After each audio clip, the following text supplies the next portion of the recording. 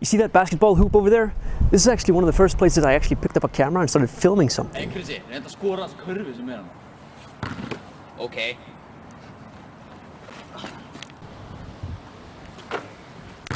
Nice man! Skora!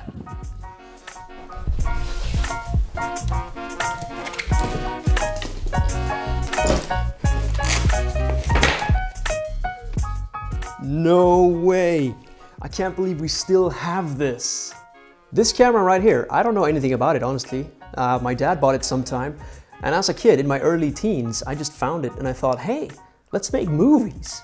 I didn't know anything about frame rate, shutter speed, aperture, or all I remember is I picked up this camera right here and I felt, wow, we can make movies. Really, the sky was the limit. I probably thought to myself that I could make Star Wars.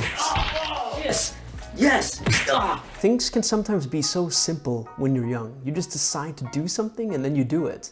You're not bogged down by all these thoughts of what's gonna be an obstacle, what's gonna stop you. All I did was pick up this camera, go out and film with my friends, and then I imported all the footage into Windows Movie Maker and edited it there. Yes! Oh! Oh my shit! Þannig að þessi tölvuleikir hljóta að vera frekar svona lélegir fyrir heilsuna okkar. Já, það segir satt. Þetta fara út. Like, I just wanted to make movies with my friends and then show it to my friends. It was that simple. I had no ambition of trying to get 1 million subscribers. Like, who cares? Being a YouTuber was not a thing. The point is, it's so easy to overthink things. Sometimes all you gotta do is pick up a camera and go out and have fun.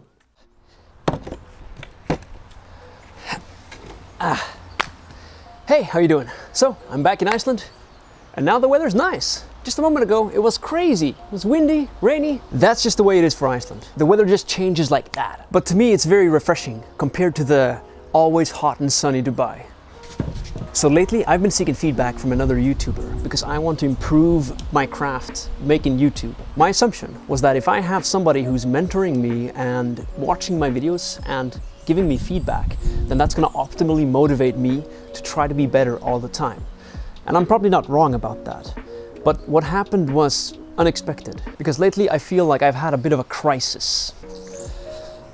You see, I've been asking myself some questions. Is YouTube really what I want to do?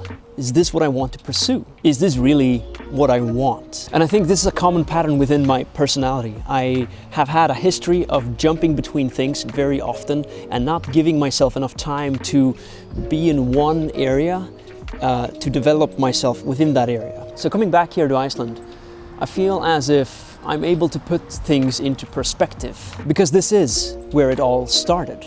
This is where I made my first movie. So ultimately, I think having a crisis is good, because the crisis makes you have to reevaluate certain things and make you think about your situation. Just a month ago, my goal was to have 1 million subscribers on YouTube, which is not a very helpful goal, I have to be honest. First of all, it's out of my control. Second of all, it makes me compare myself to other YouTubers, and it is just not a fair criteria, because I don't know their situation. The only situation that I'm actually familiar with is my own situation. So that brings me back to how to reframe that goal. And actually, talking to this other YouTuber who is giving me feedback, I realized that I get a lot of joy in improving my craft. Trying to improve it for 1 million subscribers is hard, because I'm just comparing myself to these other big YouTubers. If we reframe that as doing the goal for me, myself, improving my craft for myself, for the joy of it, then it becomes a more motivating goal. So I changed the goal. Instead of having 1 million subscribers on YouTube, I decided my goal will be, I will be the greatest YouTuber that I can be. So the distinction is, now I'm focusing on myself. The goal is to become the greatest version of myself who's a YouTuber. So every day, all I have to do is to be just at least 1% better than I was yesterday. And also, I know myself, right? It's more reasonable for me to evaluate how I was yesterday and compare that to how I am today.